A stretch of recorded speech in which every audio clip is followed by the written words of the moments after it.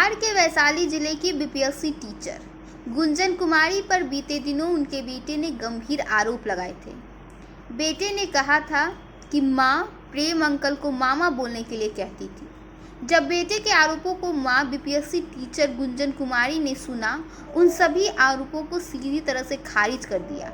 बेटे के आरोपों से दुखी बीपीएससी टीचर गुंजन कुमारी ने पूछा कि अगर मेरा कोई दोस्त घर आता है तो मैं उससे मामा ही ना बोलने बोलूँगी या फिर पापा बोलने कहूँगी। जी हाँ, दरअसल बीपीएससी टीचर गुंजन की कहानी अब किसी से छुपी नहीं है। पति का पहले यह दावा था कि उन्होंने ज़मीन बेचकर अपनी पत्नी को पढ़ाया, उसे बीपीएससी टीचर बनाया और जैसे ही वो अब टीचर बन गई है तो अपने पल्ला झाड़ते हुए नज़र आ रही है।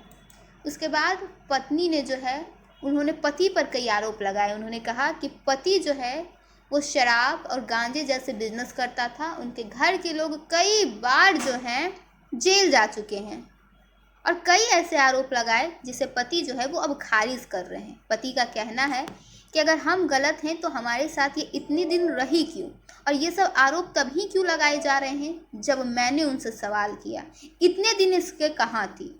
उन्होंने यह भी गंभीर आरोप लगाया है कि जो माँ 1 साल तक अपने बच्चे से दूर रही, उनसे और क्या ही उम्मीद की जा सकती है।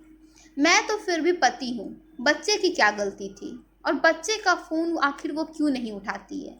उन्होंने यह भी कहा कि मेरे पास सारे सबूत हैं और मैं सारे सबूत जो है वो न्यायालय में दिखाऊंगा और अपनी न्याय लेकर ही रहूँगा। उन्होंने यह भी साफ कहा कि उनका जो है उनकी फ्रेंड यानी जो ब्यूटिशियन थी उससे कोई भी प्रकार की कोई संबंध नहीं है। ये सिर्फ उन्हें गलत बताने के लिए अपने मनगढ़ंत कहानी बना रही है ताकि कहीं ना कहीं उन पे किसी तरह का सवाल न उठाया जा सके।